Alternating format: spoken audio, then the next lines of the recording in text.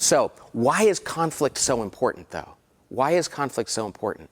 By the way, I'll have some leaders tell me, listen, Pat, I don't really care if people get their feelings hurt. What I don't want is to waste time. See, they'll say, it just takes too much time. Why should we debate this decision for the next 2 hours? After all, I've been in charge for a long time. I know what we should do. Why don't I just make the decision without engaging in conflict? And I'll save them 2 hours. I'll be their hero. They can go do email or something else. Well, the reason why that's a problem is because it takes us to the next thing that we have to overcome to make our teams great. We have to go from conflict to commitment.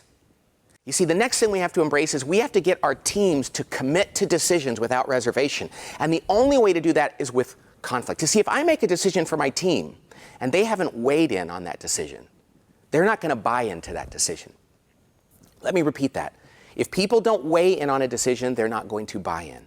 Now, that is not an argument for consensus, because I don't believe in consensus. I think that's a four-letter word. If we wait for consensus, if we wait until people all agree on a decision, we're going to make decisions that are too slow, too late, and probably equally dissatisfying for everyone. What I believe we have to do is have conflict so that people, when they weigh in, even if their idea didn't get adopted, they will buy in. I once worked with the leadership team of a company, and something very interesting and painful happened there. They were in a difficult time in their business, and so they realized that their revenue was going down, but they were still hiring a lot of people. And they got together as a leadership team, and they said, we have to do a hiring freeze.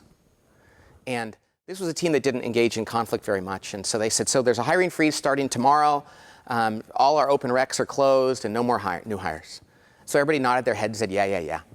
So they left. The head of HR went out, and within 2 hours of the meeting, she sent out a note to everyone in the organization saying, starting tomorrow, there's a hiring freeze. Everybody has to put everything on hold. 2 of the executives were in her office within 10 minutes of that note going out saying, it didn't apply to sales, did it? Another person's like, you didn't mean engineering. And suddenly they were all having to go back and try to correct it in the organization, and they felt like fools. The point of the matter is, in their meeting, when they made this decision, nobody bothered to argue and say, I don't think I should have to live with that. They decided, oh, let's just get out of this meeting.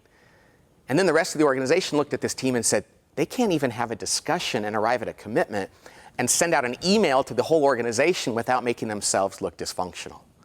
That's why it's so important that we arrive at commitments, and the only way to do that is if we engage in conflict.